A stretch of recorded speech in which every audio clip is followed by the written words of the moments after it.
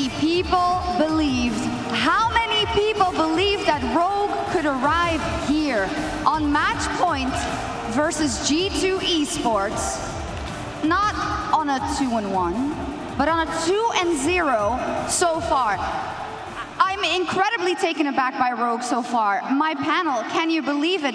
I know some of you had a 3-2 scoreline, albeit for G2, but it looks like G2 is a long way off from showing anything against this Rogue.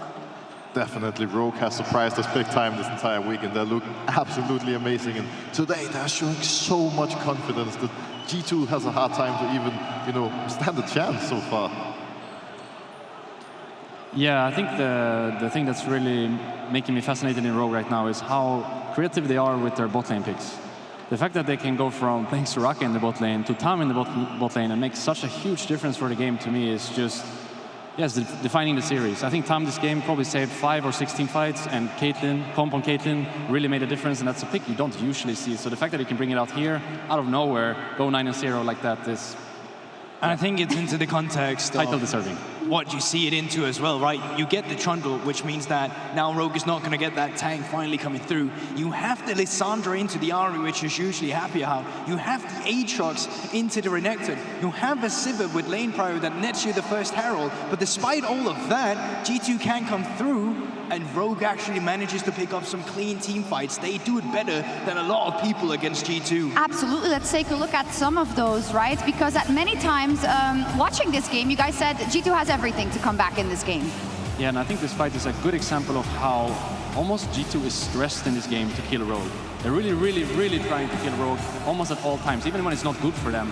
And Rogue is patiently playing it out, slowly taking over the team fight, and Comp even has Gale Force up towards the end of this fight. And it's just, honestly, to me, it's a matter of patience. It's a matter of being one step ahead of your opponent. I feel like G2 really just wants too much, too fast. I think they need to be a little bit more cautious with their decisions, especially in team fighting.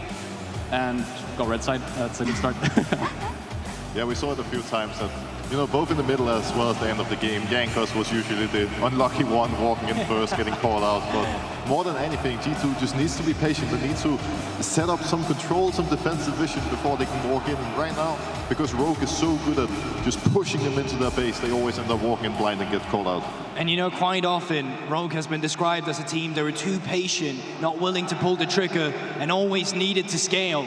But the Rogue we see now in this final are patient at the right time and aggressive when they need to be. Even in the middle of a big team fight, they have it in them to slow everything down. And you have to take into context that this is a stacked crowd today. This is the loudest crowd that I've been in. This is my first final, but I haven't been there as a fan, been part of it. So the fact that players are able to keep everything cool and calculated is amazing from the side of Rogue. Yeah, and I really feel like Comp is making a difference in this series. You had the mid play with the Gale Force, you had the Trundle kill towards later stages of the game, and he never died, I think, in this game, and that also comes from the Tam, but I think him just playing well. I think in the game one, like the game one before, yesterday as well, he's just popping off every game he's playing, and it doesn't seem like it even matters. Martin, can you tell me a little bit more about just the fact that he picked Caitlyn and that it worked, and what made it work, and why were you apprehensive when you saw it picked, and why has it changed your mind? So at first glance with Caitlyn, you would like to pair it up with a Lux, a Morgana, maybe a range support. I do personally believe, though, now after watching the game, that Tam was actually a brilliant pick.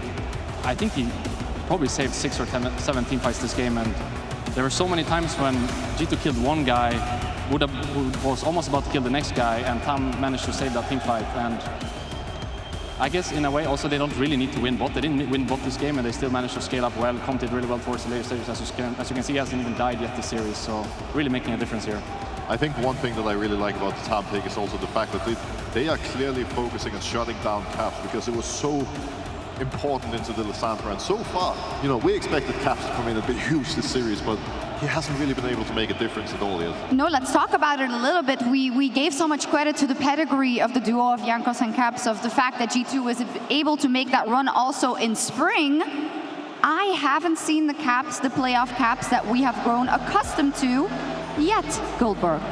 And I think it's mostly also just about the fact that I think he was put in a position where he could have been put in that good spot. You have the Lissandra into the Ahri this time around, but you didn't have the gank that really would have facilitated. You had a Trundle, so even though you had the lockdown into the Ahri, you didn't have much to play for. you say that, the reason why G2 came back into this game was because Caps had a killer flash forward into a position where they finally found that backline and they managed to try and come back into the game. So still, despite Caps not having the same prowess in lane, he's still definitely showing his skill when they get to the later team fights. Yes, but the person on the top of my mind, because of a Tom Kench and a Soraka pick, is Trymbi. That is crazy to have that kind of an impact on those kind of champions. He's, for me, the X Factor so far, Martin. Yep, and he's also the one with the last pick. So the fact that he can actually translate it into something more than just winning his lane, to me, is what's defining the series.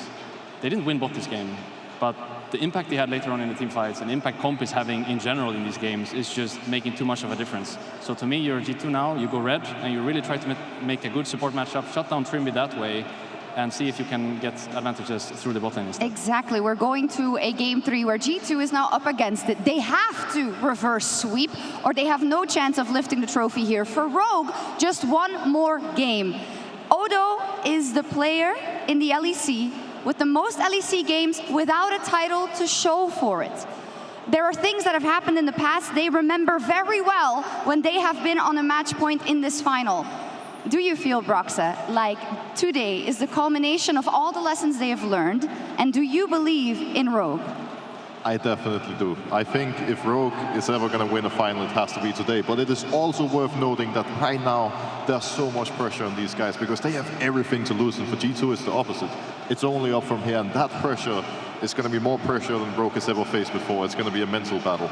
And for Rogue, this has just been the TV series. You turn on your TV. The only reason they're not winning that title is because they want another season. You keep it going, you keep it going, you keep it going. But finally, this time around, it just feels like they are destined to be that team with how dominant they've been in their first 2 games.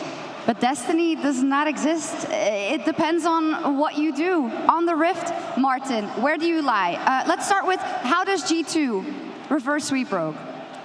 So you definitely start in the bot lane with the support counter pick. I think Trymbi is just having too much impact when he's red side and last picking support. So you go red yourself and you start from there. I also think it's really important to put Caps in a better position because in the first game he got counter picked, had a tough time against LeBlanc.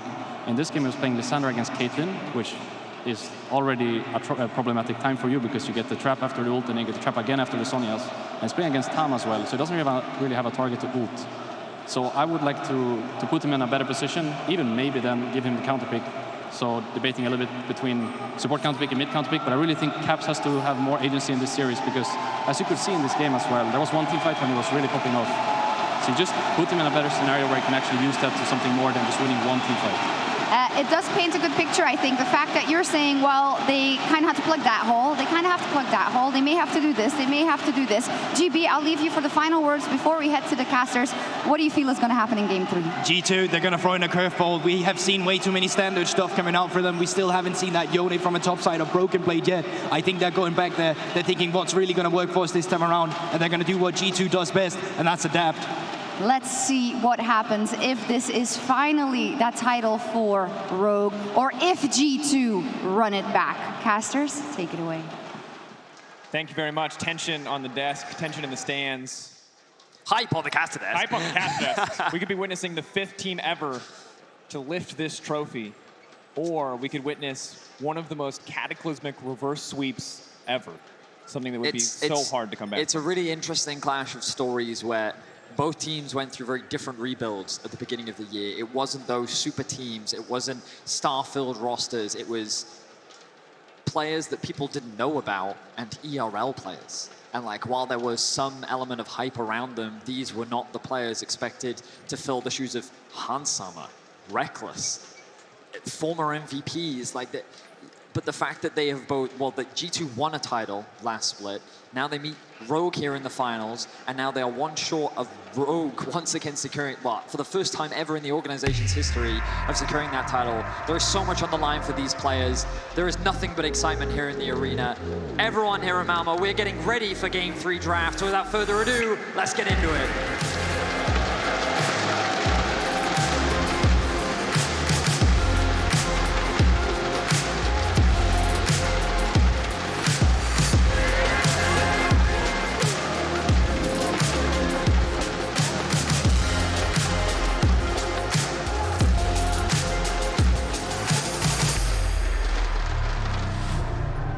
And they've swapped it up, G2. they've chosen red side, I believe, so don't want to run back another blue side. They feel like red side's more important here. They've struggled against things like the Ornn on 3 and counter picks coming in. And they've struggled against these last pick supports as well, things like the Soraka surprising them, the Tom Kench, like Rekkles was saying, saving so many fights. What kind of draft will we see out of them? G2 were banning Lucian, Zeri, Poppy. Rogue are banning Sylas, Senna, Azir. But do they fancy themselves in Azir first pick? Do they want to target more things? Renekton is something that G2 think is a problem. So this draft's already going to look a lot different. Yeah, it does indeed. We have to look at G2. They've typically been banning away the Zeri, which I had thought was a little bit strange. The Yuumi now being banned away. Poppy open, Trundle open. We saw both of them open last game. Draven open, Kalista open. The list goes on. Azir priority mid laner. Kalista not taking off the board. He's been playing phenomenally so far this weekend, and his most played champion is open right now. And without hesitation, Rogue will lock it in. Larssen in front of his home crowd will get his most comfortable champion throughout his career. And will Caps get his hands on Ahri? I think G2 have a lot of options here. Trundle, Poppy, junglers you think of, Draven, AD carry you think of. And Ahri is the mid that you think of when it comes to Caps. BrokenBlade will have a chance of counter-picking top a little bit more rather than blinding or facing things like the Renekton, which is the one carry that Odoamne has that can put up with the carries that BrokenBlade can throw at him. You know, Yone and things like this, Aatrox are good into Ornn, but into Renekton, it can be even or ahead. We saw Odoamne winning out earlier on, so now top matchup will look a lot different. Trundle already picked up for G2. The Draven question mark remains. The Poppy question mark remains. Do they just go back to the Jarvan? It's working so well. That's a big question. The Zeri now going to be locked in for G2, so that's the adaptation. They want to get themselves the champion that is considered a massive threat. Of course, the Yuumi is removed. You expect the Lulu to come alongside this. So Rogue have options here because they do know what the bot lane will be. The question is, do they want to answer it now, or do they want to secure themselves a jungle pair? The simple thing here is Sivir, Lulu, lock it away, deny the range of the Enchanter for Zeri, and then force him on something else. But it's Odoamne who thinks that with Renekton being down, he should secure the Aatrox away, and it's going to be Aatrox Jarvan. So they're sacrificing their bot lane. What does Rogue have up their sleeve? Caitlyn we've seen. We haven't seen Draven just yet. G2 are going to be questioning what kind of bans they should go for. The easy thing for G2 here, Lulu. The better thing, I think, is Ahri, something mobile. Ahri LeBlanc banned away. They're playing Azir Jarvan, a bit difficult. And you have to choose now. Who do you prioritize in what could be your final game? Do you give comfort to Caps, a powerful playmaker like the Ahri, or do you give something to Flakked? This is the curveball that Guldborg was talking about. The Fiora coming out for BrokenBlade. He's been known as a carry player. He has a title under his belt. The question is, can he have a carry performance today, as Odoamne's had his number throughout this series? Will be so powerful up against the Aatrox Jarvan. Of course, the mobility, the W to riposte to deny the combo. So top lane is going to be volatile. So they're deciding to ban away things like the Caitlyn. Is Draven in lane list? There's the LeBlanc ban. I wouldn't be surprised to see an Ahri ban as well. Deny the mobility. Yeah, and now the Jarvan to punish Caps. Does he go to something like the Corki? It doesn't really feel like a Caps champion, but he needs something with mobility. Akali, another one where you can play Akali, Fiora. These skirmishes into Jarvan. It's so hard for him to keep up. So we'll see what Caps has in store for us. We know the importance of agency for Caps. Yes, Lysandra can start fights, but she doesn't often have the damage to finish them. Needs something that can help carry, that can help support. The mid-jungle of G2, what has defined them for countless years, since 2019, the reason they have been winning titles. Draven now banned away. The Ahri, as you predicted, Caedrel, I imagine, could just follow here. Something like the Akali also could be taken off the board. I think Rogue are pretty happy playing Sivir on 4 here. Do they pick up their support here of Lulu on 4 and actually give counterpick? They cannot counterpick Caps, but drop their mid even though they see Azir. There's the Akali ban, so Ahri is up. Do they pick Ahri here and counter support, or do they take away the Lulu? I mean, Rogue have a lot of options when it comes to bot lane. That's a great question, Caedrel. I have no idea. Xayah Rakan could also be something that's good with Rakan and Jarvan, a lot of engage, but do you want to sacrifice your lane and what might struggle into the Lulu? But Ahri's up. They've actually denied the Akali instead. They think that's a bigger problem. Position. It's an expected one. Caedrel talked a lot about it, and it makes the most sense into the Azir. We've seen it as an answer. Let's have a look and see what the direction now will be for Rogue. Their bot lane is the last thing to be locked in. Are we going to see the Samira Nautilus? It's something that we saw at times during the regular season. Don't you play with my heart. You know what, you know his kids. They're just going to tease. The Sivir will be locked in. So the question is, what do they pair alongside? Of course, the Lulu is up and available. But you have to wonder, given that Targamas is holding his support pick till the very end, what does he have prepared? They don't blind Lulu because of Soraka. Soraka's still up. They can't pick Lulu on 4 to deny it because they know they'll have an answer of Sivir Soraka. So do they blind Soraka here? What's your counter if they do that? Are you going to play something like Zeri Nautilus into it? Jarvan Soraka can work. It's worked before, it can work again. Does Trymbi go back to it? No, he's going to go for Lulu. Now I go to Targamas. Do you play something like the Soraka? Do you take a page out of Trymbi's book and pick it yourself, or do you pick some kind of engaged support that can actually punish this Lulu, punish this Sivir? But before we get to that, like, you look at Rogue's comp and you can see very clear front to back, easy engage, strong front line, powerful back line. The question is, how can G2 break up this front to back? They've already got the Fiora and the Ahri. They need something to create some chaos, and it looks like that they're going to respond with Rogue's counter. The Soraka will be locked in for Targamas. Really smart. I think it's humble, you know, you see it and you don't disrespect it. You don't look at it and think this wasn't the problem. Yes, they ban it away on 4-5, but they haven't prioritized banning it too much, and they say, you know what, it actually is strong. We're going to play it ourselves. Targamas is more than capable of doing it himself, and they're going to counter the Lulu, play against Rogue with their own weapon. And now you've got a Fiora on a side lane with a global heal up against Aatrox Jarvan. That Fiora gets ahead, she can take over the game. And that's what's so terrifying, is it feels like the top side of G2 Esports has been well and truly enabled. Caps on a playmaker, BrokenBlade on the Fiora counter pick. This is the top side that this team is known for. Flakked and Targamas strong. They've grown a ton this season, but this game feels like it's going to be about the Fiora. It's going to be about this matchup, top side, and who better? Odoamne on the cusp of a title, and BrokenBlade looking to take it away from him. This is G2's comfort. This is counter pick top. This is BrokenBlade on a carry. This is Caps on a playmaker. This is G2. This is no shenanigans of off of comfort, no shenanigans of first timing things. Targamas more than capable with the Soraka, so this is the final version of G2. We will see. And we'll see if they can show us what we expected, or will the domination of Rogue continue? The trust is being put into BrokenBlade on his Fiora. Can he usurp the man on your screen, Odoamne, who's looking for his first ever title? Can he continue the legacy of G2? This is their last opportunity. Rogue are on match point, 2-0 up. G2, they need to win here to stand a chance in this series. Switch back to Caedrel, never fails to.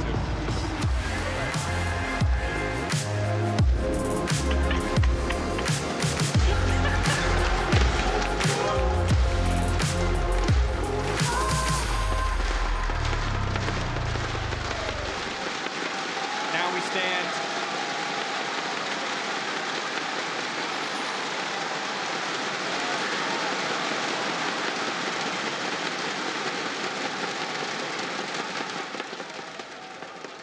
So, gentlemen, to break the tension a little bit, I got some stats here. Sure. Hit us. Do you know what BrokenBlade's Fiora win rate is? No, sir. No, I do not. Yeah, it's only 33%. He has a 2-4 all time. That's not. I think this is. Fans. Sounds like fist fighting in the stand. Ready to go. Ready to scream each other down. Ready to support their teams, and pressure on both sides. Again, this is probably the last pause, the last tension-free moment we will have in this series, because it only gets more and more intense from here. So BrokenBlade has been playing a lot of Fiora in solo queue. I'm just looking at his stats here. A couple wins, couple losses, but it's something that he's found comfort on, and he has been practicing. So this isn't something that they've just pulled out of the wheelhouse that they think will work. This is comfort for BrokenBlade, and they're looking for a level 1 topside invade. Stepping forward, vital proc for Odoamne. Not too bad of a spawn, can just stand against the wall and reduce that little bit of damage, but now it looks like they're looking to force potentially a split map. Malrang solo starting on Wolves. Not going to be the fastest clear. Jankos is going to be a little bit ahead on this one. Yeah, Malrang's actually on the Wolves. So he's doing Wolf start in the bot side, I presume. And Jankos is going to take away the Gromp as well. So really good early game start here for Jankos, which he can transition towards the top side. Maybe look to early gank Odoamne and then clear back from top to bot, depending on how bot lane push goes. And the split map makes a lot of sense when you kind of look at the matchups. It's very difficult to dive these type of lanes, especially when you have these mid lanes. An Azir roaming bot at like level 2, level 3 to try and dive with a Sivir Lulu. It's just not something that G2 is particularly afraid of. They're the ones that actually have more agency in the early game, and look at this, Jankos already looking for a level 2 gank in mid. But Larssen has the ward for it. Really good awareness by him. Ooh. Flash charm from Caps. Will go wide as Larssen respects the flash himself. But now G2 setting up for another play in the mid lane later on. Really good reactions there by Larssen. Caps wants to make the play happen, and I think that just brings an opportunity at level 6 to see if Caps can punish that flash before it's back up. Don't have much support pressure. You know, Targamas roaming mid isn't that much of a threat. Malrang doesn't hit level 3 here. Will show on that ward. Looking for Caps, maybe trying to cover his mid, going towards the top side now. He saw Jankos take away his blue. He saw Jankos go from top to bot. He can level up from the wave here. He could try to take away Jankos' red himself or the Raptors. Moving up into enemy territory. 0-2 to 3-2. Prage. G2 fans hopeful. The players on stage need that hope for the G2 army.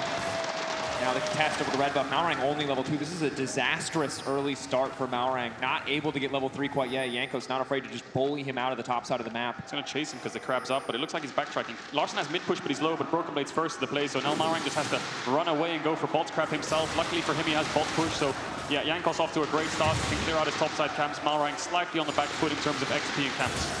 Yeah, really good understanding of how the early game is being played out by Jankos. And he's just got a really good read on Malrang overall. Malrang will tick over to 3 after securing this. He may be able to secure this Gromp on the bot side of the map, but Malrang is hesitant. He doesn't have information on where Jankos is. But now he's moving deeper, but he'll be spotted out by another ward. Caps respects the idea that he could get dived. The question is, will this ward actually stop the dive from happening? Jankos in the area. Malrang, the EQs will be in trouble. Just a bit of poke, just a scorch, a bit of extra damage. Caps forced out of lane for now. Does have the TP. Should be able to come back just fine. Larssen gonna base as well here, I imagine. Does have the TP if he wants it, but can also walk back to lane given the state of the wave. Not worth the commit there. The charm can cancel the flag and drag, and then Malrang can't get the auto, and then you have the flash to commit, and it's just a 1-for-1, and double buffs goes back over to Jankos to give a big early game lead to him. So Malrang will just get a little bit of vision for his bot lane as they try to continue this push. TP's matched, makes a lot of sense in the early game. No real advantage to holding them 14 minutes. But we can see as well, if we have a quick look at the top lane, we know that this Fiora is going to be a big talking point, but in this early matchup, you can see that Aatrox can get the edge, especially once he has a few levels under his belt. BrokenBlade is being bullied just a little bit. Odoamne, rather, yet to use his health pot. But as the game progresses, we know that this Fiora will become a menace in a side lane, and really there aren't many champions on the side of Rogue that can stop her in her ability to split push. That's exactly it. When she gets towards her first and second item, she can start to 1v2 these lanes. Odoamne will be pretty happy in the early game, but it'll only get worse, as he does have the top push for now. BrokenBlade has that TP, of course. Not still with having that pot, like you said, so sitting pretty happily. Pretty slow game. Both have scaling options in bot and top side. So Jankos hovering around the mid lane, making sure that this wave can get pushed underneath. And again, massive kudos to Jankos. So far, the first 5 minutes of the game, very clean from him. Nothing but advantages gained across the board. And the past 2 games, we've seen Rogue get 500, 600, 700 gold leads in the early stages just from laning alone or from Malrang's pathing to deny waves himself. But right now, it's only a 200, 300, slowly going towards mid and bot. And Jankos, like you said, is keeping that lead slightly even. The other aspect of the previous games I think is important to highlight is was often quiet like this. But once the plays start, they really never stop. The pace increases so rapidly. So for now, we're seeing the handshake, we're seeing waves press back and forth, TPs and flashes traded, no kills, no objectives going down yet. But as level 6 gets closer and closer for the junglers, the plays will start to come through. That said, Malrang be behind in terms of individual XP. It would be difficult for him to make these early game plays. Look at the aggression from Larssen on this Azir. We already talked about he's been having a great weekend, but when you give him a comfort pick like this, especially with how strong Azir is in the meta right now, you can see how dominant he is being in the isolated 1v1. Wow. Look at Caps. Trying to force it. The ulti now coming out. Caps with a clean side step, pulling him back under tower. Larssen now trying to escape. Caps has to be careful about falling forward because Malrang is now on the way and he doesn't even need to finish the Skeleton Climb. He's trying to get one. That's first blood for G2. Caps still standing. Gets the reset on the ult. G2 firing back in game 3. It's beautiful from Caps, and I think he spellbooked a heal there to bait the 1v1. So Larssen thought he had a kill. Heal comes through, charm connects, Jankos does the rest. Just as I'm singing the praises of Larssen, Caps goes and breaks his ankles like that. What a phenomenal play. The setup from Caps was beautiful. They burnt Larssen's flash earlier on. Remember, level 2, flash from Caps into the charm. But let's have a look back at this play from Caps here. He's so low, Larssen feels confident to make the play. He dashes forward with this HP, pops the heal. He then dashes away, lands the charm, sidesteps the ultimate. Oh my word, Caps is definitely feeling it here in game 3. It's beautiful, isn't it? So well executed. Dashes forward to get a reset last second, gets the kill. First blood over to Caps, and Malrang can't really respond. Frustration on the face of Larssen, but we heard Malma and the G2 army come alive. All it took was Caps popping off in a single play to stoke the embers. That team and their fandom. BrokenBlade potentially in trouble now, but a clean parry stops the play from coming out. BrokenBlade still has to be careful though, because they're getting him lower and lower. The wave will be stacked. Really good reaction times there by BrokenBlade. Take a look at the minimap with 15 seconds on the Herald. Trymbi is already up here. We'll see if Targamas bases and tries to match here because there's there's 4 members of Rogue up towards this top side. Jankos, no flash. It's going to be hard for him to walk up. Malrang needs to tick over to level 6 if they want to have more pressure around this Herald. Will he start it though? But now Jankos is ganking top. Even though they have numbers advantage, Odo forced the ult. Just walking away. Flash out. BrokenBlade trying to get a little bit more here. Odoamne will make it out to safety, but they do get the flash. Big for any potential follow-up ganks. Now just getting a little bit risky onto Jankos. Jankos now pulls back. They're looking to turn it. The subjugate not nearly enough. Malrang grabbing the kill. Remember that Jankos burnt his flash in the mid play to help Cat secure that kill. He then walks into the brush thinking that he was safe, was not expecting Malrang to just be there. And that means that Rogue turn around a quick kill, and this will be the first Herald of the game going to Rogue. And of course, with the jungler being dead, yes, they can't contest, but they also can't cross-map. There's no dragon in response, so Malrang can clear his camps after basing if he wants, and then go towards his bot side where they've had the push for the majority of the game. That's what allowed Trymbi to come up here in the first place. He's teetering still up towards the top side, considering some kind of dive if BrokenBlade decides to stay. Look at his HP bar on the top right, but he's going to back away smartly. And that's the unfortunate thing for BrokenBlade. It was a really good trade onto Odoamne. By forcing him back, there was room where BrokenBlade and Jankos could then move to contest the Herald. But after losing his jungler, BrokenBlade knows that he's at risk of dying, so he loses this whole wave. Odoamne picks up 2 plates off the back of that, and we may very well see the typical Rogue play, where they swap their bot lane up to top, bring the Herald there as well, get that tempo advantage, and then funnel the second Herald plate into their AD carry as well. I think that's a really smart play. They're just going to have to secure this dragon first, because Malrang's just hit 6. He's going to get the red buff. They're going to pressure towards the spot side with the constant push. And I don't think G2 are able to respond. They can even use that Herald to force the dragon, right? They can Herald through bot, use that to get the plates down, and then use that push if they lose it to get the dragon themselves. Odo no TP, BrokenBlade no TP. It's a 4v4 on this bot side of the map. Definitely Rogue want to keep this ball rolling. We talked about already 1-2 items. BrokenBlade will start to take over the 1v1, have to capitalize on the advantage that they have built for themselves. Malrang with the Herald on the bottom side. Looks like it could just be used here. They can strut through that first plate and look to knock down one more. Comp, so many resources funneled into this man's back pocket.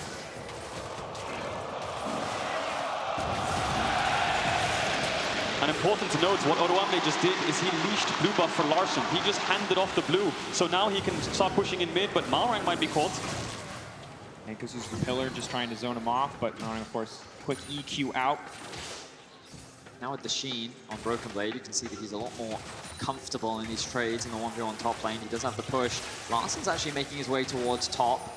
BrokenBlade is cautious of it. Right now, we're watching this tower slowly get chipped away as Jankos starts off the dragon.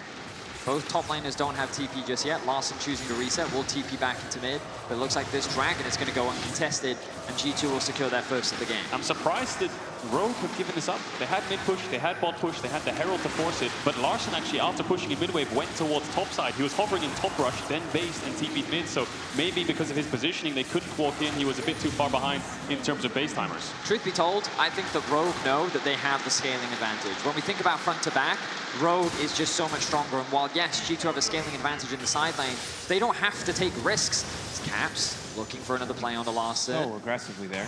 But overall, I think that Rogue are fine to concede this first Drake and look to test the next one. EQ. Malrang going into the Flakked. He's got the red buff. He does so much damage. Jarvan base damages are nuts here. Waiting for the flash to come out so he can use the Cataclysm. Just walking him down. Flakked knows he's dead anyway. He will not get anything. Rogue again finding a clean play on the bottom side. How did Malrang get there? Did he just sneak through the lane when the waves was dead after his crouch, just sitting so patiently? And Flakked not having the E means he can't dash over the wall. Malrang punishes the second he steps up. Now it's the 3-man of G2 on a ward. They're looking for a response here, but now they will back away. And gentlemen, let's look back to Game 3 of Rogue versus G2 last week. The second that G2 started getting a small edge, the game quickly deteriorated out of control for Rogue. And it feels like something similar is happening here again. Look at how quickly Rogue is building this gold lead. Every little play that Rogue makes is converted into something massive, and they're just taking their time. They know that momentum is in their favor, and the pressure is mounting for G2. 2,000 gold lead combined in the bot side of the map for Rogue, and Odo's up 1,000 as well. First to his Eclipse. BrokenBlade still far away from his Mythic. Good trade by Caps. Larssen pulling away as we clear the wave. And I mean, gentlemen, history's going to be made today either way, because G2 have never reverse swept a final. Countless 3-1s throughout their history. Number of 3-0s. Number of 3-0s. Yeah. They would have to make history for themselves to try to secure their 10th title today. And for Securing Rogue, a 10th title in and of itself would be making history, right? yeah. And that man on your screen, it was Caedrel that said it at the beginning of the series. This man has never lost a domestic final, ever. He's been in 7 finals and he's won them all. G2, the only final they lost was the one that they lost to Caps. This man knows winning in an environment like this, and that's why at the beginning of the day we said that this was his home ground. And I don't mean Sweden, I mean this environment, this crowd, this type of support is where he plays at his best. But right now, He's playing his heart out, but the map around him is falling apart. 3k gold is the lead, and Rogue are looking to secure this top tower. And just like you talked about, Vedius swapping the bot lane towards top. They got the bot tier 1, why not put them up here to get a couple extra plates? 45 seconds left before they fall. Junglers matching each other, but Rogue, constant push in this lane, constant push in mid, just allows Malrang to cover both of them. And G2 lacking a response, lacking lockdown. What's their real CC if they can get onto a target? Malrang again. Targamas is so vulnerable, they're just gonna knock out the Soraka, the polymorph now coming through. Targamas getting bullied, Malrang holds the ultimate, but Flakked looking to fire back, Flakked looking to trade back, Malrang still standing, and Rogue find another kill. Oh my word, Trymbi, the polymorph there was so crucial to lock up Targamas long enough to secure that kill, but now G2, they're on the offensive, they're looking to get some kills back.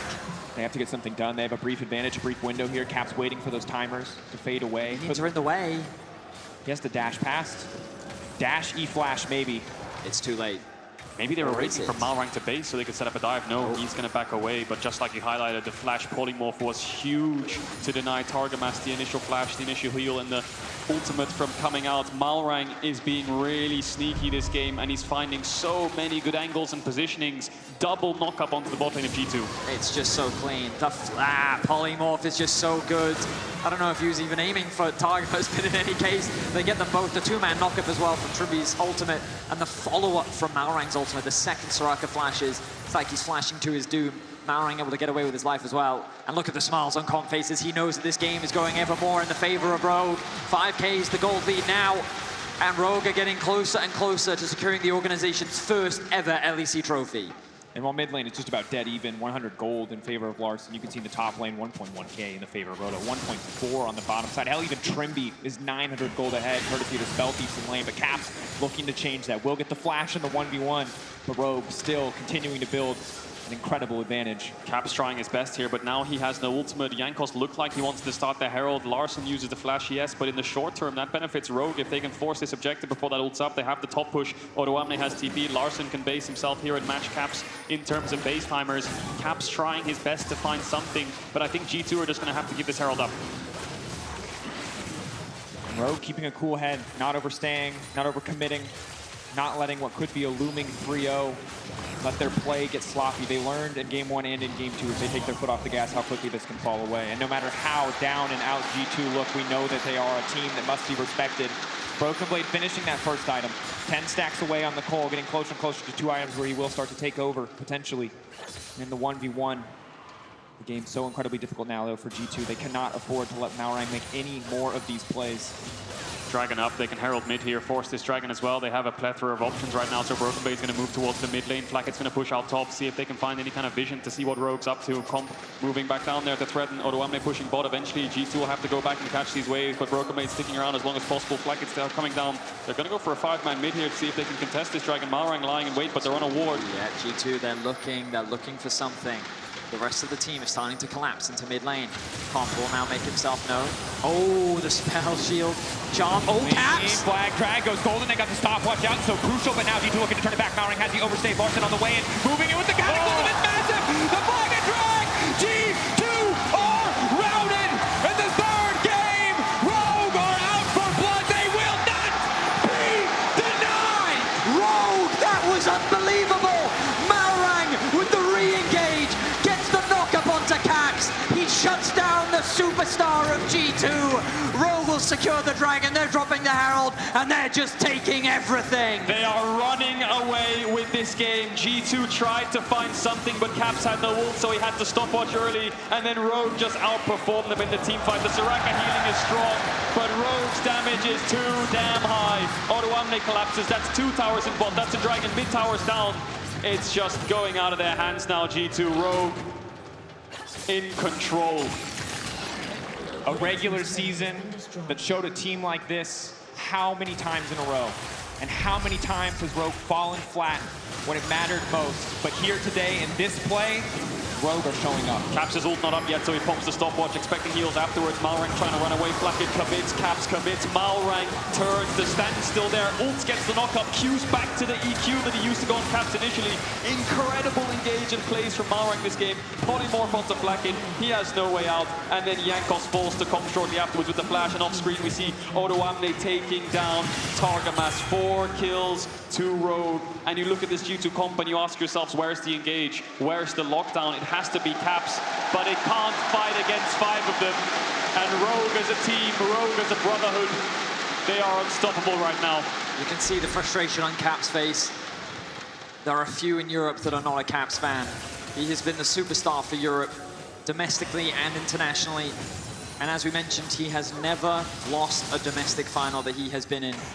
But now he finds himself face to face with a Rogue team that seem unstoppable.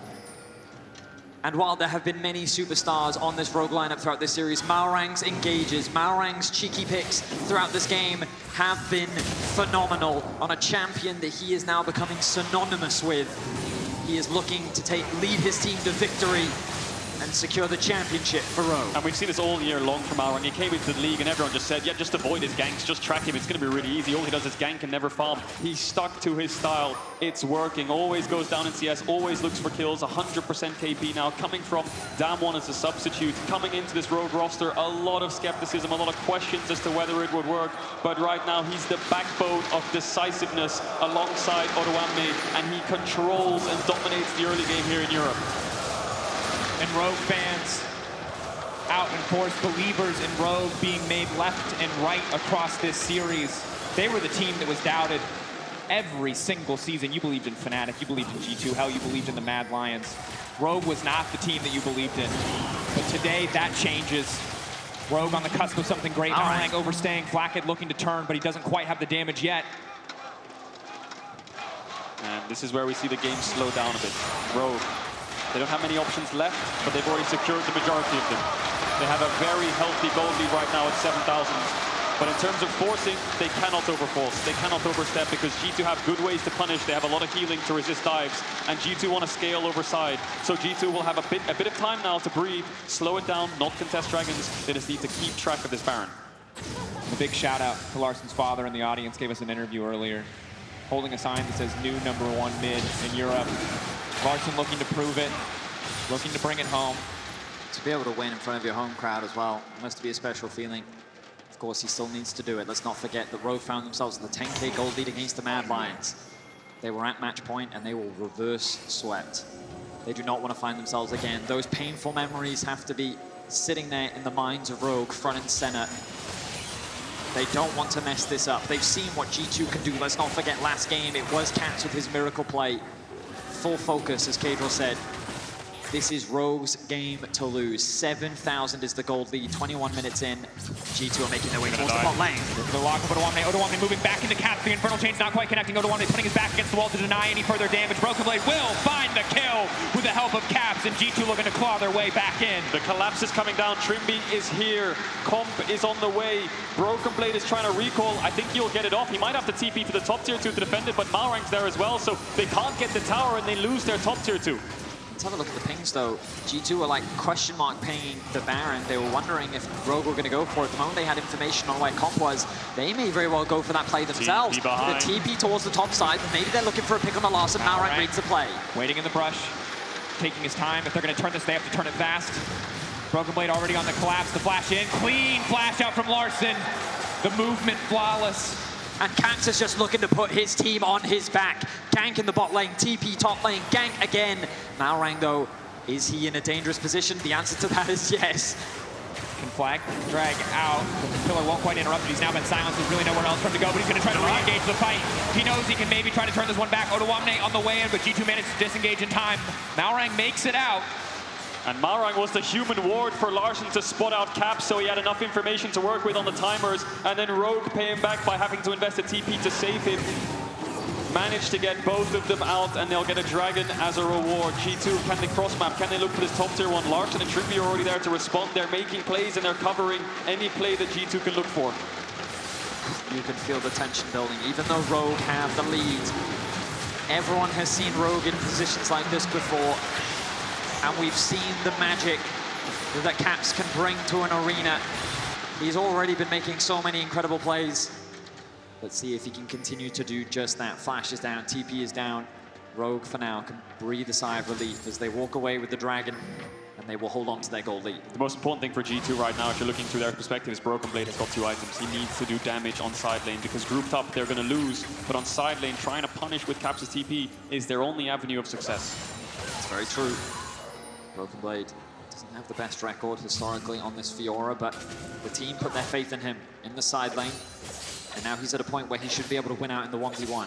Helping secure that kill onto Odoamne, forcing the flash out from him is going to make it even easier for Odoamne in the isolated 1v1. But we look at the minimap, and Rogue, they don't care about the side lane right now. Caps is hovering that side lane, looking to find another pick, but Odoamne is just grouping with his team. I did not know you could attack that ward as Aatrox over the wall. Now they're going to start this one up. Learn something every day. G2, let's see if they can find a way into this pit. There's no flash on Jankos. Just They're not impossible for him to get in here. Zeri W very strong, but they're looking to turn, they're looking to burn! There he goes, BrokenBlade now TPing in, BrokenBlade in the area, BrokenBlade in the pit, but what is he doing? Can they do it at the 50-50 Caps? There's no way he should steal this, but he's stolen them before. Maybe, just maybe they can find it, but no! Not today, Rogue are clean, Rogue are patient, and Rogue will get the Baron, but Malrang is hungry for more. Targamas running, Caps running, Rogue pushing them back, BrokenBlade running for the hills, 4 members of G2 retreating as Rogue take over the mid lane. G2 are limping. Rogue are the predators right now, and G2 are the prey. They know the only way they can play the game is through the side lane, so they force a Baron. Jankos has no flash, he can't get into the pit. Eventually he has to just run through and Hail Mary a smite, but Rogue, calm, collected, finish the jungler, finish the smite, no hesitation, are now going to back away and keep the game firmly in their hands. So hard now for G2. So much control, so much wave clear. Standing up against the siege of the Sivir, the Azir. They have to hold the line, but they don't have a traditional control mage. They don't have that huge source of wave clear on their side. When we take a look back at this play, you can see G2 desperate to try and find something. And Jankos, he just tries to get into the pit, but he doesn't expect them to be in this bush. Look at the damage that comes out from Comp and Larssen. They just melt through the jungler of G2. BrokenBlade TP's in to save what they can, but it's not enough. 10k is the gold lead now for Rogue. They have the Nexus in their eyes, and Rogue is looking to upset the apple cart. They are looking to take down the reigning kings of Europe and claim the throne for themselves. Top tier 1 down. BrokenBlade gets the objective bounty. He's going to have to back away soon because the 4-1 is coming in. Malrang will start to shadow Larssen. Cannon wave coming in, buffed up. G2 like a little bit of wave clear. REQ is all really they've got. And now Rogue can step up. Need to be careful for the charms though. BrokenBlade still pushing. He's thinking, we're going to lose this inhibitor. Maybe I can get a top tier 2. It's a lot of gold for the Fiora. It's an objective bounty, but it might not just be a bot inhibitor. It might be a mid inhibitor as well. Is Odoamne going to buff up that wave? G2 trying their best to hold on at a 4v5. Doing everything they can. Targamas has to be careful with the silence. That might be the only defensive tool they've got. Trading it for a tier 2, trying to trade something back. Early subjugate forced out for Jankos. So difficult now for G2 to hold on to this tower, for G2 to find a way back into this game. It is about survival, but it is going to be so hard. And that man on your screen in the bottom left right now, it has been 7 years that he has been playing this game. 477 games, 3 finals, and now only a few towers stand in his way. Odoamne is looking to secure his first ever LEC title, but Rogue will choose to disengage for now. They will not overstay their welcome. They will walk away with 2 inhibitors, the base of G2 in tatters. They don't want to overextend. They do not want to make a mistake for G2 to punish. They want to base after those inhibitors fall, set up, secure a dragon, and play for this top inhibitor. Play it by the book. Rogue know how the book goes. They played it so many times. They like the theory, they like the macro, and they're going to stick to it. No mistakes will be made, and G2 can't pounce on them. The dragon spawns in 45 seconds. Rogue, they don't have to worry about it right now. And you can hear the cheers from the crowd for Rogue. The support is what they need right now. As they get ever closer, G2 is being put on the back front. Trymbi was in the URLs a few years ago. Comp was benched. Larssen's in front of his home crowd for the first time ever. Malrang was a substitute. And now Odoamne, 7 years, like you said, in the making. So close to closing this game out. It slipped through their hands in 2021 spring against the Mad Lions. Doesn't look like it's going to slip through again. And for so long in the LEC, G2 have felt like an inevitability. They felt like a force of nature in their own right. Whenever they have been in form, they have been indomitable. They have been unstoppable. But even here, even now, we saw a G2 that tore through playoffs. But in the finals, they have fallen, or they are falling, rather, to Rogue. An incredible turn in the tides of EU, of the LEC. And while Rogue aren't out of it yet, Or Rogue aren't in there yet. It feels like G2 are falling to pieces before our eyes. So many doubters, so many did not believe in Rogue's run through the lower bracket. They were 3-0'd by G2 only last week, and now they have an opportunity to do the same against the rivals. The ultimate is stepping off. forward. Going golden. Caps on the flank.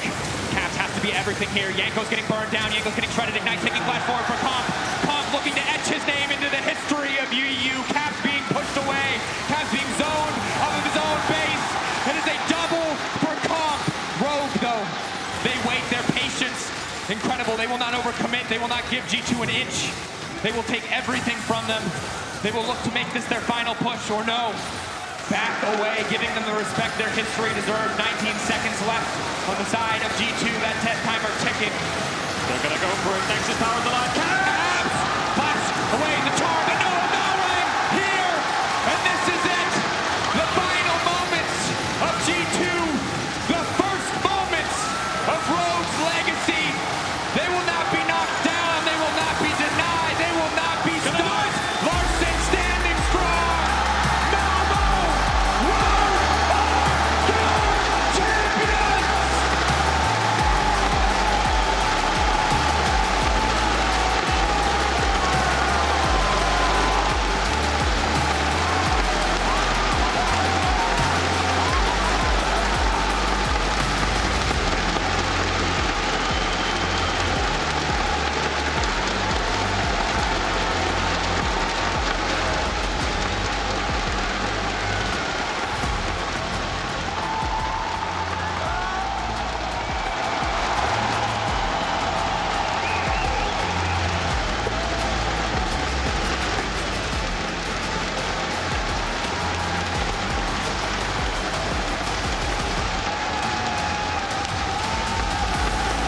A dream realized before the eyes of thousands and hundreds of thousands at home.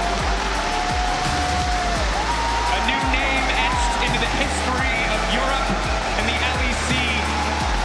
A new champion to be cheered. A new team to be feared.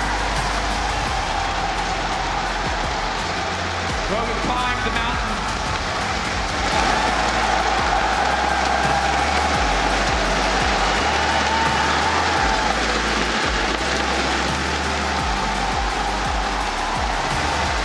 Today's their day.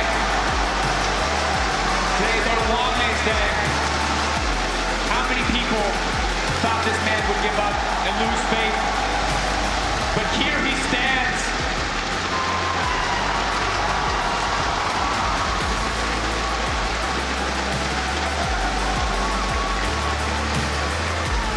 Malmo!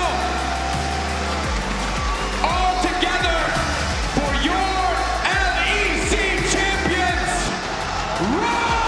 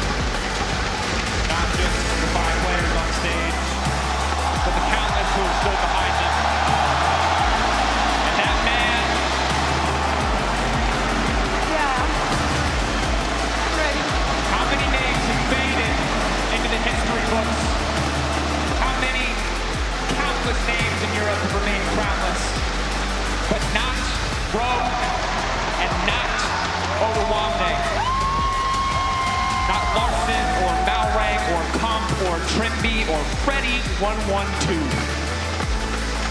Today is their day. Unbelievable. What an incredible accomplishment for this Rogue squad. But it's enough from us. Let's hear from the victors themselves. Let's hear from Laure and Odoamne. Thank you. Number, one more time for Rogue and Odoamne!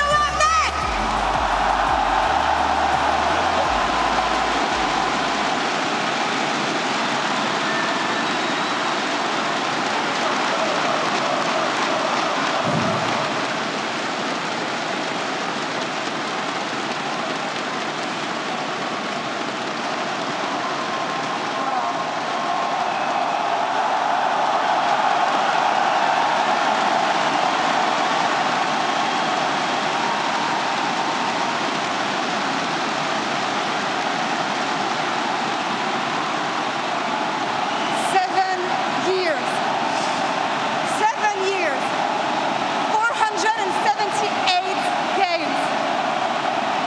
3 finals. It's finally yours. It took a while. A lot of tries and the reverse sweep as well. A fucking stomp, a 3-0. But now it was our fucking turn to get a fucking stomp!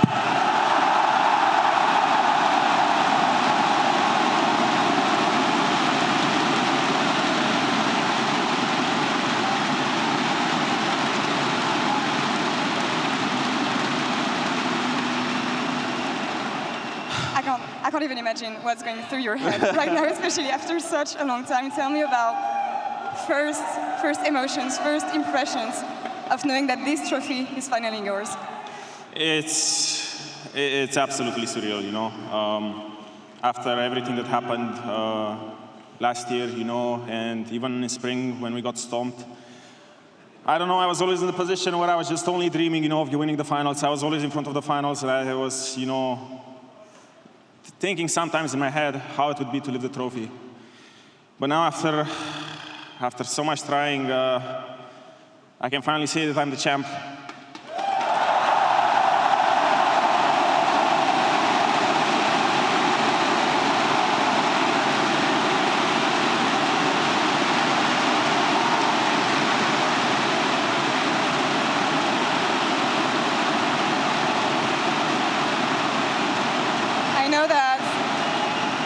I know that you told me in the past that after waiting for so long, after so many failures, you lost hope. You were thinking about retiring even at some point, but what kept your hopes up so long? I mean, about that, honestly, my career was always long. I'm not thinking of retiring, but at times, there were times where I was like, I don't want to be remembered as one of the great tops of EU, but be the guy who was just always a loser and never won anything. So that was always my main driving factor recently, and yeah, I'm just happy. It's surreal, and in front of you, Malmo, and in front of such a great crowd, in front of G2 crowd and everyone. Thanks everyone for being here. Even you guys are haters, I appreciate all of you.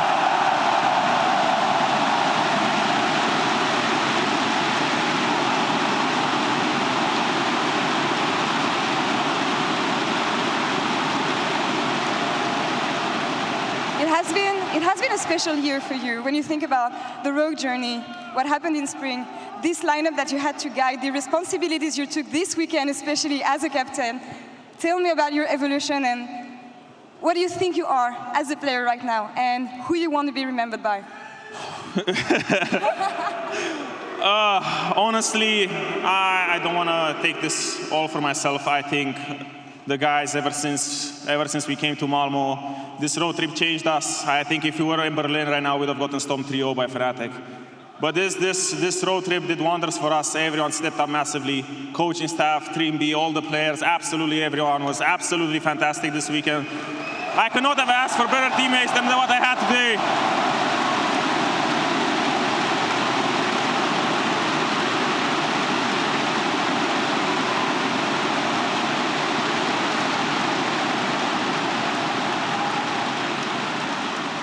And as for the future, time will tell. We have the distinction of being EU's first seed at Worlds, and I mean, we need to make the most of it. We cannot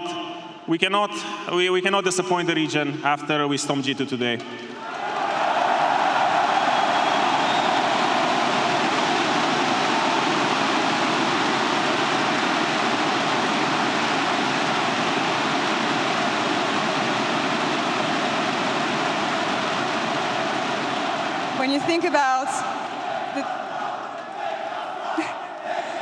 When you think about the time it took for you to get there, the heartbreaks, the river sweeps, the everything, the trios, was it all worth it?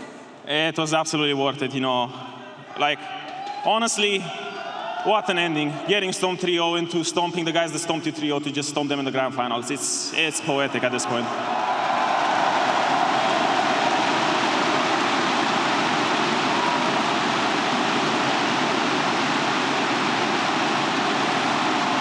Thank you. Congrats. Thank you, Malrang!